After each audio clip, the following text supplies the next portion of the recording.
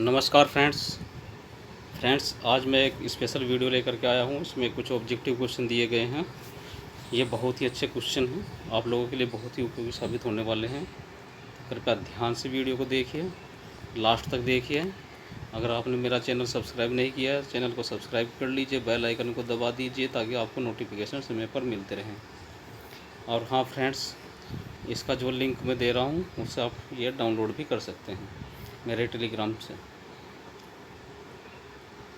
भारतीय राष्ट्रीय ग्रंथ सूची सबसे पहले दिखाई दिया था तो दोस्तों 1957 में। अज्ञात छद्म साहित्य के शब्दकोश का लेखक कौन है? इसका ए हलकेट तथा J Laing. Zoology, mathematics, botany, astronomy और डीडीसी के अनुसार सही क्रम क्या है? तो दोस्तों इसका सही क्रम है, पहले हमारा मैथमेटिक्स आएगा, है ना, फिर एस्ट्रोनॉमी, उसके बाद जो है सबसे लास्ट में जूलॉजी आएगा, है ना। नेक्स्ट क्वेश्चन करते हैं। कौन सा बहु विषय गेटवे है? तो रेनाल्ड्स। शोध पत्रिकाएं किस प्रकार का स्रोत है? तो दोस्तों ये प्राथमिक स्रोत है। संदर्भ स्रोत वे स्रोत होते हैं जो विशेष विषय की जानकारी प्रदान करने के लिए प्रयोग किए जाते हैं। Economic, public administration, political science, law DDC के क्रमानुसार रखा गया है। पहले हमारा आता है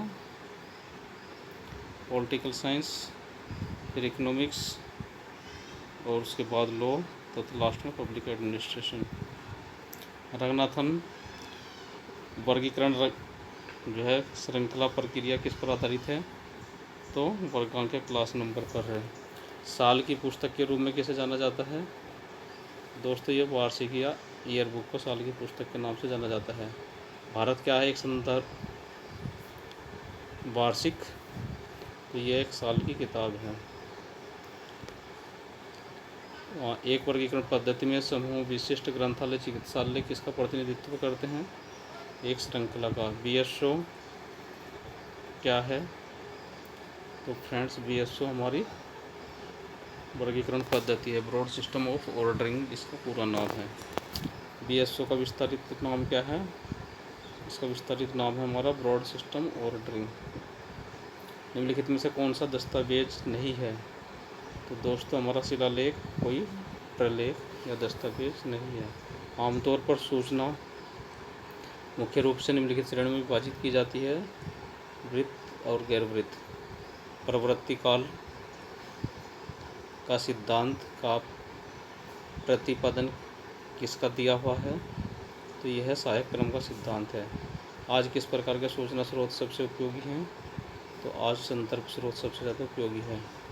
कवर टू कवर करने के लिए कवर के रूप में जाना जाता है चुनिंदा प्रसार सेवा को। नेक्स्ट क्वेश्चन है, किसी विशेष स्थान की जानकारी के बारे में जानने के लिए उपयुक्त संदर्भ स्रोत कौन सा है? गजेटियर। उस वर्गाचार्य का नाम बताएं जिसने अपनी पद्धति में इंडो अरेबिक अंकों का प्रयोग किया था? तो दोस्तों मेलविल डीवी। आप नक्शे, टेबल, चार्ट इत्यादि का संग्रह क्या कहलाता है? तो एटलस कहलाता है।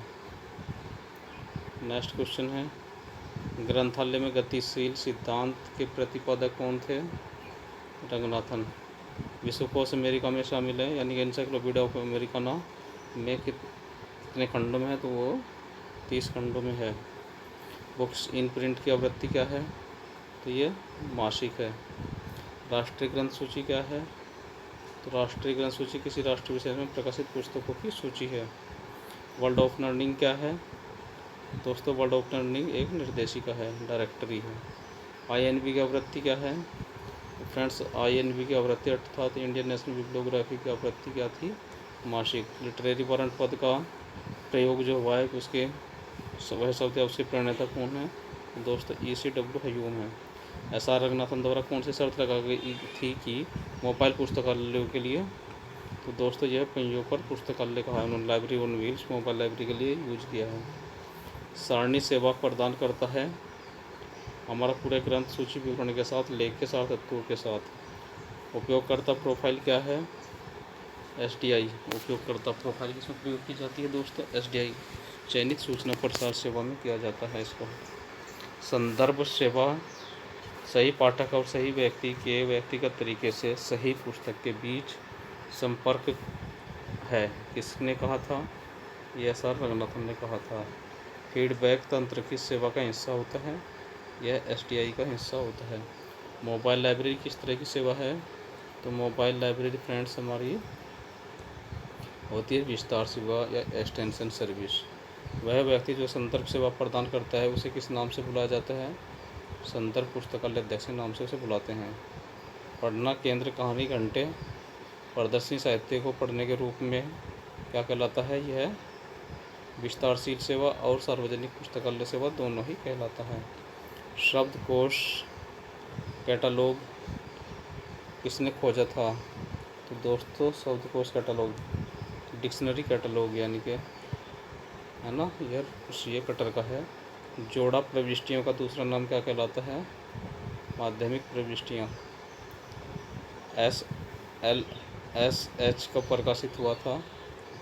यह 1923 में प्रकाशित हुआ था। Shares list of subject heading.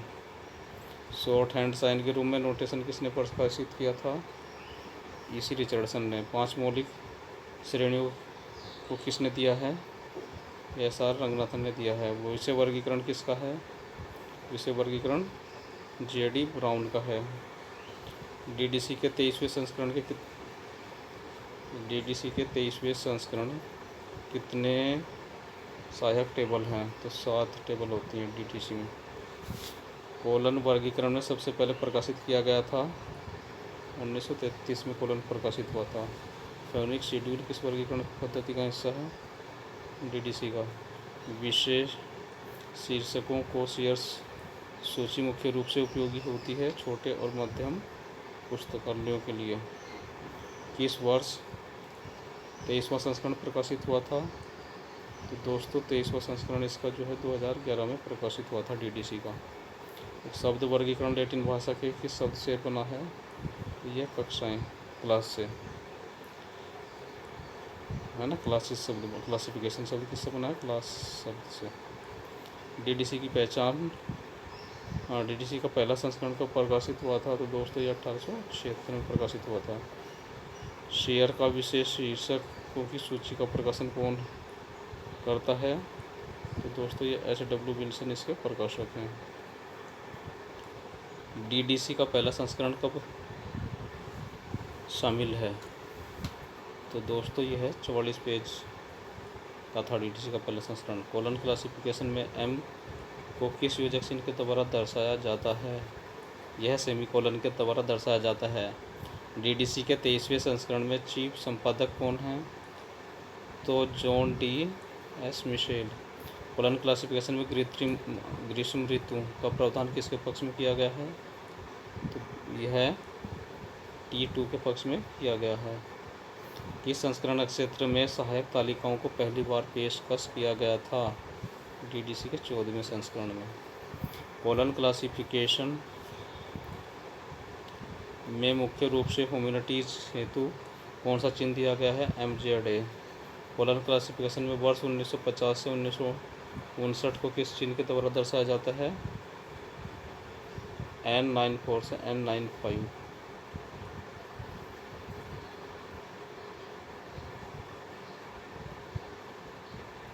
दशमलव वर्गीकरण पद्धति मानव ज्ञान को विभाजित करता है 10 मूलभूत श्रेणियों में 000 से लेकर 999 तक। DDC वर्गीकरण प्रणाली किसने तैयार की थी? मेलविल DB ने। एक पुस्तक का मतलब कॉल करें। इसका आंसर है 2 बुक नंबर और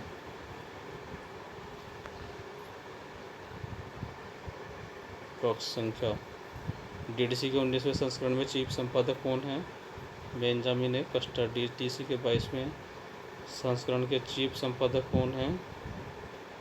जॉन S. मिशेल। जब पीटर ड्रैगर ने MBO को परिभाषित किया 1954 में कम से कम लागत पर अधिक पाठकों को सर्वोत्तम पुस्तकें प्रदान करना है। ये किसका कथन है? मेलविल डीवी का। कोलन क्लासिफिकेशन में वर्गांक 213-4 विद इन सर्कुलर ब्रैकेट जो है एल नेशनल मेडिकल लाइब्रेरी किन दो विधियों के द्वारा निर्मित विषय है? दोस्तों यह विषय निर्माण विधि और अध्यारोपण विधि, अध्यारोपण सुपर इम्पोजिशन डिवाइस और सब्जेक्ट डिवाइस है। किसने कहा है कि पुस्तकालय एक पेशा नहीं है? मैडम चंद्रमा मूर में एक फॉरेन है। इनफ्लिपनेट का कौन सा सॉफ्टवेयर विकसित किया गया है? शूल। मैत्रेय नाम के सॉफ्टवेयर कौन सी संस्था का है? तो दोस्तों मैत्रेय सॉफ्टवेयर जो है हमारा कालिपनेट। पुस्तकालय विज्ञान के छठे कानून किसने दिया था? प्रत्येक पाठक को उसकी स्वतंत्रता मिले। तो यह है जेम्स आर का। भारत में पहली पुस्तकालय कहाँ देखी गई थी? नालंदा में। दोस्तों ये श्रावस्ती भी है, मुझे लग रहा है सही आंसर है ना। नालंदा यूनिवर्सिटी का पुस्तकालय था। संसाधन साझा करना एक हिस्सा है पुस्तकालय सहयोग का।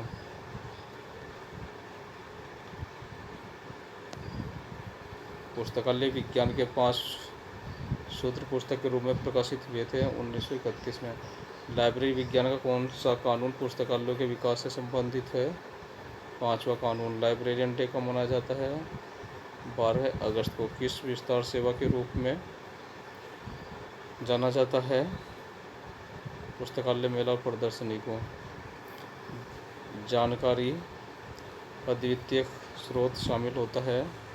अनुक्रमणीकरण और सारकरण।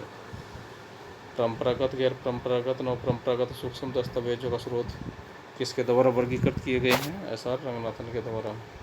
शोध पत्रिकाओं में प्रकाशित होते हैं प्राथमिक स्रोत जो शोध पत्रिका। थिजोरस क्या है? थिजोरस हमारे चयनित शब्दावली का संग्रह, समानार्थी शब्द और शब्दों की सूची है। कोलन क्लासिफिकेशन में 4 पत्रिकाओं हेतु किस सामान्य एकल चिन्ह का प्रयोग किया जाता है? तो दोस्तों ये हमारा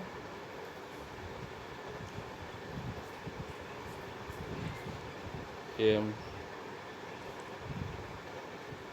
संचय पुस्तक सूचकांक प्रकाशित किया गया है।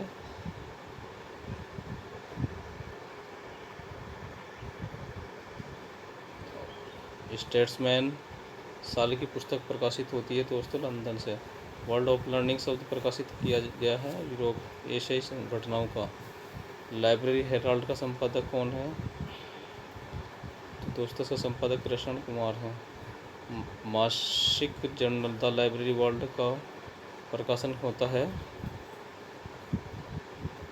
कृष्ण कुमार जी के द्वारा। फाइल के तथ्य साप्ताहिक वाचन है। यह घटना क्या है? तो यह है आंसर आप लोगों को देना है। आधुनिक पुस्तकालय का पहला संपादक है ए एम मोहनपुरी वोल्टे। इंडिया में कितने राष्ट्रीय पुस्तकालय हैं? 8। रंगनाथन को पुस्तकालय विज्ञान के जनक के रूप में किसने परिभाषित किया था?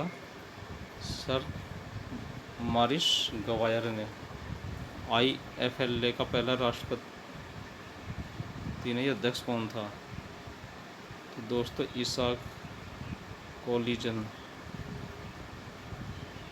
जीरोग्राफी क्या है? जीरोग्राफी जो है लिपि लेने की एक प्रक्रिया जो इनमें से नहीं है। ओपन एक्सेस सिस्टम भारत में पेश किया गया था रंगनाथन के द्वारा। कोलन क्लासिफिकेशन में 2E किसका योजक चिन्ह है? तो दोस्तों कोलन इसके लिए प्रयोग होता है। एंड्रयू कार्नेगी कौन थे? एक लोकोपकारी कारक थे, परोपकारी। निम्नलिखित में से किस विश्वविद्यालय में डॉक्टर एस.आर. रंगनाथन ने कोई पद नहीं लिया है? AMU में। कोलन क्लासिफिकेशन में कितने मुख्य वर्गों का विभाजन परंपरागत वर्ग के रूप में किया गया है? 7। यूनेस्को किस वर्ष अस्तित्व में आया था? यह 1945 में आया था। कोलन क्लासिफिकेशन में प्रायोगिक वर्गीकरण का चौथा सोपान कौन सा है? तो दोस्तों रूपांतरित शीर्षक कोलन क्लासिफिकेशन के किस संस्करण में काल पक्ष इन्वर्टेड कोमा चिन्ह का प्रयोग किया गया? छठा संशोधित संस्करण में। कोलन क्लासिफिकेशन में प्रणाली या सिस्टम पक्ष का निर्माण किस विधि के द्वारा किया जाता है? तो दोस्तों यह कालक्रम विधि के द्वारा किया जाता है। कोलन क्लासिफिकेशन में योजक चिन्ह 0 का प्रयोग किस हेतु किया जाता है? दशा संबंध हेतु। गैर मौखिक संचार वर्गीकृत किया जाता है 7 प्रकार से। किस संगठन ने राष्ट्रीय स्तर पर भारत में पुस्तकालय सूचना नीति लागू की थी? राजा राम मोहन राय लाइब्रेरी फाउंडेशन ने। IRC क्या है? ये इंटरनेट रिलीज चैट। पुस्तकों का प्रेस और पंजीकरण अधिनियम नियमित किया गया था 1867 में। पहला BLINB पाठ्यक्रम पे BLIS होना चाहिए, है ना। कहाँ पेश किया गया था? तो दोस्तों ये अलीगढ़ मुस्लिम यूनिवर्सिटी में। JCM हैंसन किससे संबंधित हैं? तो वे कांग्रेस वर्गीकरण प्रणाली से संबंधित हैं। यूनिमार्क विकसित किया गया था 1977 में इफ्ला के द्वारा। सार्वभौमिक कॉपीराइट सम्मेलन कब हुआ था? 1952 में। कोलन वर्गीकरण में ईस्ट पद्धति को किस विधि के द्वारा दर्शाया जाता है? तो दोस्तों उसको हम मुख्य वर्ग चिन्ह के द्वारा दर्शाते हैं। बोर्ड ऑफिस कमेटी का प्रधान कार्यालय कहाँ पर है? नई दिल्ली में। बोर्ड ऑफिस कमेटी का प्रधान कार्यालय कहाँ है? नई दिल्ली। लाइब्रेरी साइंस का पूर्ण विभाग स्थापित करने वाला पहला विश्वविद्यालय कौन सा है? तो दोस्तों दिल्ली विश्वविद्यालय। किस वर्ष में FID को भंग कर दिया गया था? 2002 में। किसने संदर्भ सेवा में न्यूनतम मीटरिंग अधिकतम सिद्धांत दिए थे? सैमुअल रोथस्टीन ने। ग्रंथ सूची युग्मन पहली बार वकालत की गई थी BM केसलर के द्वारा। ग्रंथाना का आधिकारिक प्रकाशन किसका है? ग्रंथारा हमारा RRLF का प्रकाशन है। मिलियन बुक प्रोजेक्ट किसके द्वारा शुरू किया गया था? कार्नेगी मिलान विश्वविद्यालय के द्वारा। कोलन क्लासिफिकेशन में एक से अधिक सिस्टम्स को किस विधि के द्वारा दर्शाया जाता है? मुख्य वर्ग के चिन्ह के साथ जोड़कर। भारत में पुस्तकालयों के विकास के लिए पहली बार प्रयास किसके द्वारा किए गए थे? सयाजीराव गायकवाड़। एमराल्ड पूर्ण रूप से डेटाबेस प्रकाशित किया गया है UK के द्वारा। लाइब्रेरीज गेटवे टू नॉलेज के दस्तावेज के शीर्षक कौन है? पुस्तकालय 2007 पर राष्ट्रीय ज्ञान आयोग। लाइब्रेरी एसोसिएशन UK किसका घटक है? अब दोस्तों वह हमारा सिलिप का पार्ट है। रियल टाइम एक्सेस को किसने संदर्भित किया है? इसको जो है जब पहुंच हो जाए।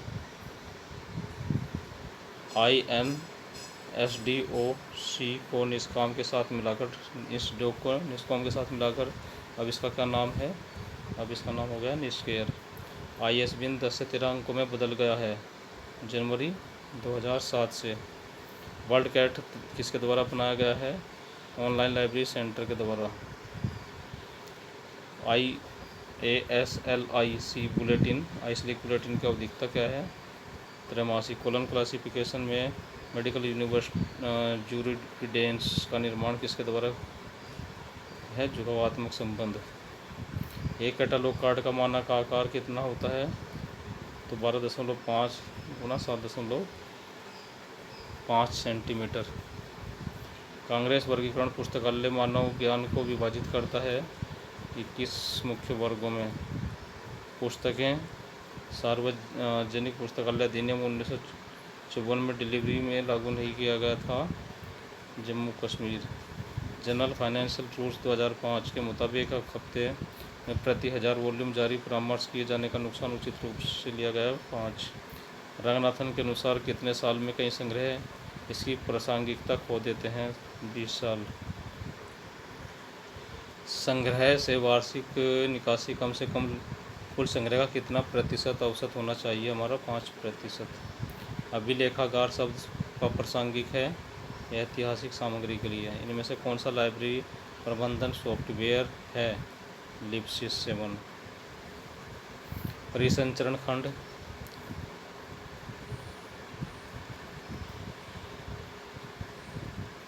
एक रिकॉर्ड, कौन सा रिकॉर्ड है? ये कैटलॉग कार्ड है। वेब 2.0 टूल नहीं है, यूजीसी इन्फोनेट 2.0। निम्न में से कौन सी तकनीकी अर्थात वेब पर आधारित नहीं है? Cloud Beijing. नेटवर्क प्रोटोकॉल नहीं है, Z3.90 जो है। 1982 में OSI मॉडल का आविष्कार किसने किया था? अंतर्राष्ट्रीय मानक संगठन ने। पुस्तकालय विज्ञान दस्तावेजीकरण के इतिहास में कौन सा प्रकाशित करता है? INSDOC इंस्टोग। पूर्ण पाठ संसाधन क्या है? ACS। सभी प्रकार के पुस्तकालयों का वर्गीकरण किया जाता है यूनेस्को के द्वारा। किसी लाइब्रेरी ने पहले मुद्रित कैटलॉग पेश किया था? ब्रिटिश संग्रहालय। किस तरह के पुस्तकालयों में औपचारिक आत्मा शिक्षा का अभाव है? पब्लिक लाइब्रेरी में। नेक्स्ट क्वेश्चन है, API के लिए खड़ा है? आवेदन प्रोग्रामिंग इंटरफेस। विशेष पुस्तकालय एक विशेषज्ञ ग्राहक की सेवा करते हैं जो एक प्रतिष्ठान या समूह के वित्तोत्तर सभी एक आम उद्देश्य को दिशा में काम करता है। ये कथन किसका है? R. एस्टोल का। एक लाइब्रेरी एक सार्वजनिक संस्था है या किताबों के संग्रह को देखभाल के लिए स्थापित है। उन लोगों के लिए सुलभ बनाने का कार्य है जिनको की उपयोग की आवश्यकता होती है, और प्रत्येक व्यक्ति को अपने पड़ोस के एक अभ्यर्थी पुस्तकालय जाने वाले पाठ को परिवर्तित करने के लिए किताबें हैं। यह किसका है? यह SR रंगनाथन का है। AA कोड 1908 किसके द्वारा संकलित किया गया है? उपयुक्त में से कोई नहीं है। 1968 में US द्वारा स्थापित IIA का मतलब होता है सूचना उद्योग संघ। लाइब्रेरी एडमिनिस्ट्रेशन पुस्तक रंगनाथन द्वारा लाई गई थी 1935 में। पुस्तकालयों भारत पर राष्ट्रीय मिशन किस वर्ष स्थापित किया गया था? 2012 में। भारतीय राष्ट्रीय ग्रंथ सूची 2 भागों में प्रकाशन और सरकारी प्रकाशनों के तहत व्यवस्थित होती है। एक पुस्तक एक अध्याय के विषय के लिए बनाई गई एक विशिष्ट पाठ को संदर्भित करती है। बुक इंडेक्स प्रविष्टि। इस वर्ष सूचना विज्ञान शब्द अस्तित्व में आया था? यह 1989 में आया था। किस वर्ष भारत में ISBN आवंटन का कार्यालय कलकत्ता से दिल्ली आ गया था? 2011 में। मासिक जर्नल द लाइब्रेरी वर्ल्ड प्रकाशित किया गया था JD ब्राउन के द्वारा। तो दोस्तों आज के कुछ एक इम्पोर्टेंट क्वेश्चन थे। आशा करता हूँ आप लोगों के लिए उपयोगी साबित होंगे।